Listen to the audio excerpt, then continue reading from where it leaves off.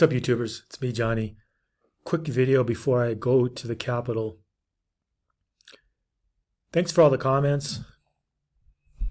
And I do try to read them all. Every once in a while, sometimes I may not see a comment. Sometimes I'm not sure why, but my comments don't get posted. And sometimes I see a comment, but I can't click on it to respond to it. So I'm not really sure what's going on. Used to be I would go to my comment section and I could see them that way. But sometimes I wonder if the new algorithm does things to hide comments or so you can't respond, or maybe it's just because I'm a boomer con. I'm not sure. But anyways, thanks for the comments. I got a comment today. What do I think of Nicaragua, or how should I look at Nicaragua? Just right off the bat, I haven't been to Nicaragua. Number two, when I talk about Nicaragua, I'm going by people I either know personally or people I know a couple of years ago and people I'm aware of right now in Nicaragua. I want to point out Nicaragua has changed quite a bit because of in the last 2 or 3 years, the politics. It may not be 3 years, but last couple of years, the local, I think it's Daniel Ortega is the president. A lot of people left because of those politics. And then when COVID came, a lot of people left and didn't come back. The reason I mention all that is because I think it's kind of changed the dynamic a little bit. And I could be way off base, but I think rents have gone down. Maybe not a lot, but quite a bit. Now keep in mind, if you're going to live on the beach, when most people think of Nicaragua, at least in my opinion, they mostly think of the beaches.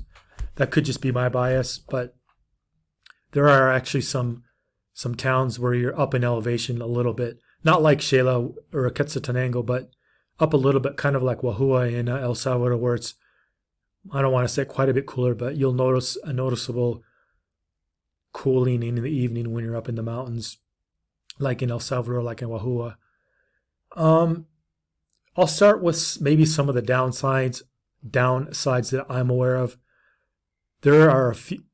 The downsides are for a lot of people who do business there, I would say. And I know them or aware of quite a few people who couldn't wait to get out because of some of the political changes. And then with COVID, I'm not sure if crime's really up, but I think crime is up all over the world.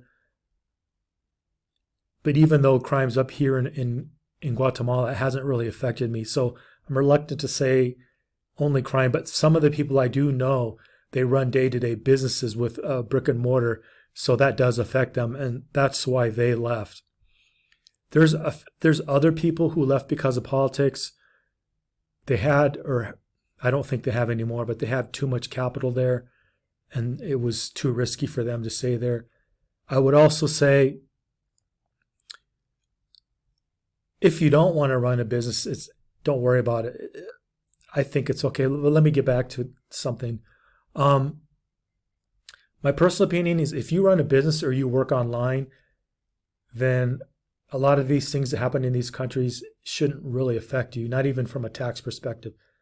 Although the tax net is tightening, more and more companies now require you to have a residency or declare one when you get a job. I'm not talking about like a contractor, but even as a contractor, or a job, however they want to designate you, they want you paying taxes somewhere. Not all of them, but just a lot. I'm just putting that out there.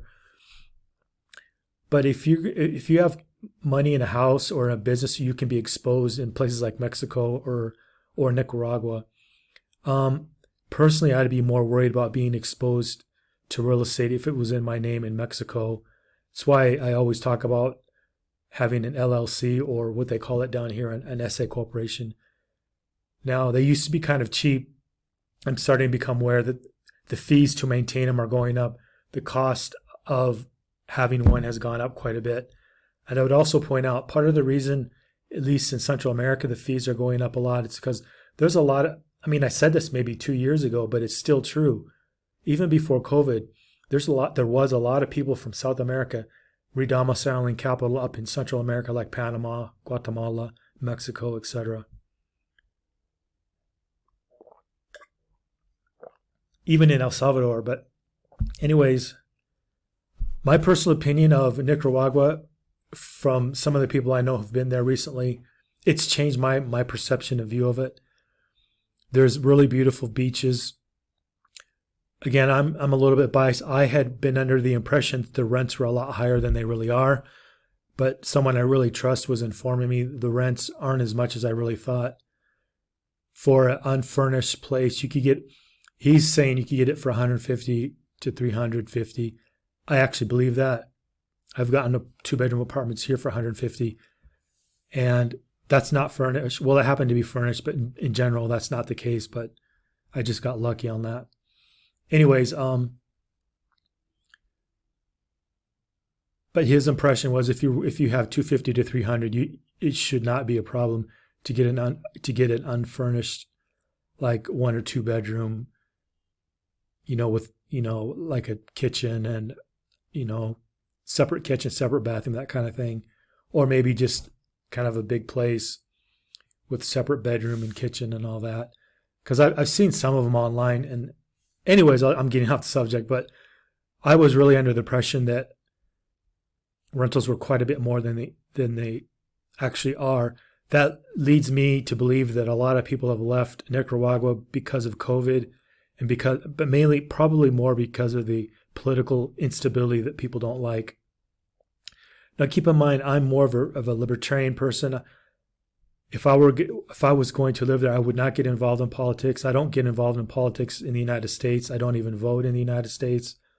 I don't have an interest in trying to change things in the U.S. or in Mexico or Guatemala. So you have to understand that's my perspective. Other people's perspective is going to be different. My view is I don't care to get involved in politics. If you are wanting to be part of your community and getting involved in politics, I probably wouldn't recommend Nicaragua, but I wouldn't recommend most of the world, because just in general, there's 2 things you can't do in Latin America. Number 1, get involved in drugs, and number 2, get involved in politics. Since I'm not interested in those things, it doesn't affect my view. It's why I like places like the Philippines. Now, if you get involved in politics in the Philippines, that's the kind of place where there won't even be any niceties about how they deal with you. In Mexico and Guatemala, there'll be some niceties, but they'll dispense with all that. You will get recycled. Well, in my opinion, you'll get recycled in the environment pretty fast. Anyways, a lot of people want to get involved in politics. They want to stick their noses in where, in my opinion, it doesn't really belong. My view is you just can't change things. They just are what they are. And if that's your thing, then there's other countries you could go to where you could make a difference if that's what you're interested in. If you're just interested in living in a place like Nicaragua and you're interested in just, you don't have any day-to-day brick and mortar businesses there, then I would recommend it. The thing is, there's places in Mexico and then Nicaragua where they have, I don't know, the kind of beaches I like, where they're really, really large spaces where you can jog, kind of play in the water if you want. I don't know how to explain it, but if you're interested in beaches and stuff like that, the way they are set up, at least in Mexico, I like them there, especially in the Oaxaca and that area. But anyways, getting back to Nicaragua, also too, if you like beaches and surfing, there's that. But another thing is what I like is more the colonial towns. And Nicaragua is the kind of place, from what I've seen, it's like Mexico in the sense that you can live in a colonial town and then on the weekend just go to the beaches. Like, things are close by is what I'm getting at. And from everything I've seen, the beaches are, well, I'll just come out and say they're much, much better than Guatemala. Again, that's just my opinion. There are some pretty nice beaches in Guatemala that people don't know about or are not aware of, but if you want like a Caribbean type atmosphere, there's places in Nicaragua where you can go to, and in Honduras you can go to. That's another thing I like. You have to keep in mind, I still think of Nicaragua way back when I was a kid, when there was that old movie with that one actor, and I can't remember, but the Mosquito Coast, that movie. It's still pretty undeveloped.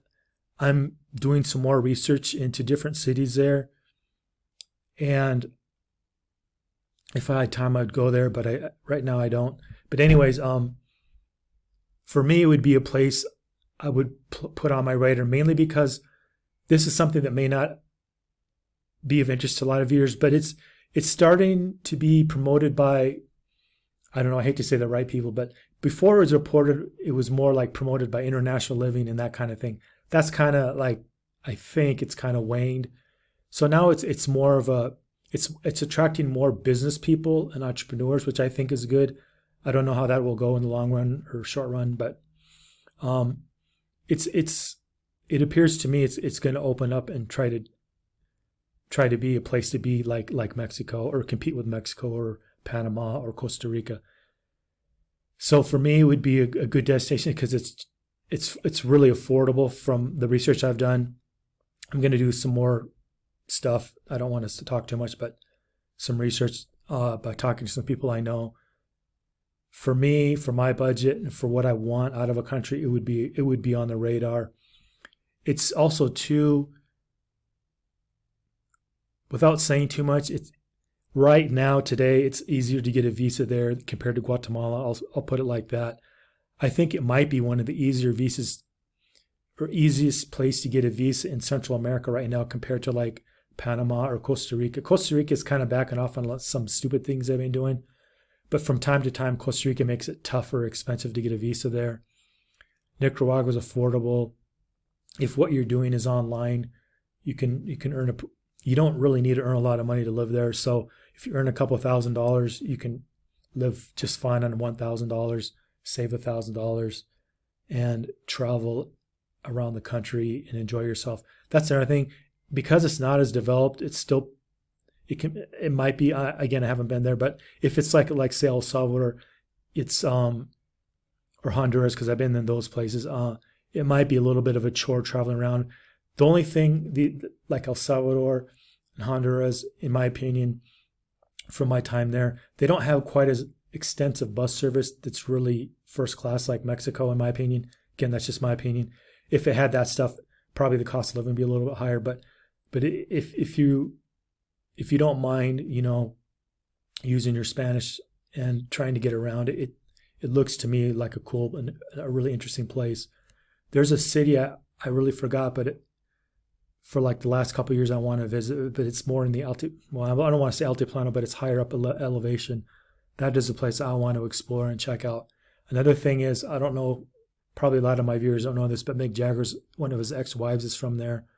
So there are quite a few attractive women there. So there's that. There's also too the lake. I would like to check that out. But in my opinion, it seems like from the research I have done, it's changed quite a bit. Many people think for the worse. In my opinion, for me as a contrarian, I think it's maybe changed for the best, but I don't know until I go there. So if you don't have any kind of if you don't really need to work there, if you don't really need to have a brick and mortar business there, it's probably okay. The only caveat I have is I'm aware of a few people who certain things are going on there. But again, this is for people who have a brick and mortar business that's they want to get away from. So if you have a low profile business and you're looking for, I don't know, like if you're looking for romance, you have a pretty good income from online and you're looking for a low cost place to live and you're looking to save up some money by living in a low cost environment, it seems to me it's a good place to go. And at least for right now, the cost of living won't go up too much. And here's another thing I don't like to mention, but I think it's true. Because of the politics of the country, you're somewhat insulated against some American type stuff that's going on in Latin America. So there is that too. And I hate to comment on something I'm not super positive about, but my impression from people I know who've gotten passports there, it can be a really good passport to have if you're looking for a second or third passport and you're looking for certain kinds of things to use that passport for, which I don't want to get into, but some people give me hell because I talk about passports and stuff like that. But in my opinion, they have an excellent passport for certain kinds of things you can use it for. It's a low cost of living. And, well, I'm reluctant to say this because I haven't been there, but some of my friends who've been to Costa Rica and Nicaragua and contrast it, according to them, they prefer Nicaragua to Costa Rica. And it's for a lot of things, the women, the culture, a few other things I don't want to get into, but anyways, that's about all I can say for now. So I'm getting ready to go to the Capitol. So I'm going to be getting ready to do that. So anyways, oh yeah, I was going to mention one more thing. When I was in the Capitol last week, I got like a stun gun, which comes with the way to charge it. You just plug it into a computer or your laptop and then plug it in. It's about the size of a phone. Now, I don't know why I got this because I don't really need it, but it is kind of cool. This was $13 or $14. You can actually buy one of these. Let me just show it. This is the brand name. You can buy this on Amazon in the US for about $14. The TW 1901. I actually Googled it. They sell it on Amazon for 14 bucks. What's interesting, it was only 100Q here, which is about $13.50. Anyways, it's got a flashlight.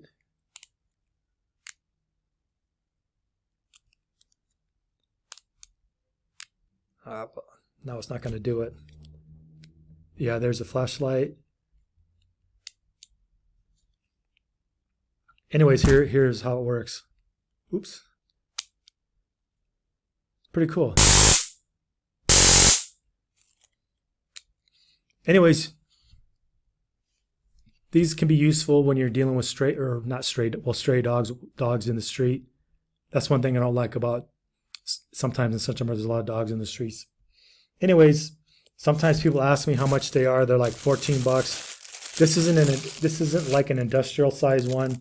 For those, you get them in surplus army stores here in the Capitol. Not so much in Shayla, but in the Capitol. And this little sucker was only 14 bucks. So anyways, if you're looking for stuff like that, all you have to do is, if you're in the Capitol in Guatemala, just go behind I think it's the Presidential Palace. You go down 2 blocks opposite of the palace. On that side of the street, there's a Chinese store. There's like a lot of Chinese and Korean stores. A lot of them sell this kind of stuff, and they sell like these cheapo knives. This was like $4 or $5. It's kind of cool. Anyways, just from my last time in the Capitol, stuff like that don't cost that much. Anyways, that's it for now. Like, share, subscribe, and leave a comment. Thank you.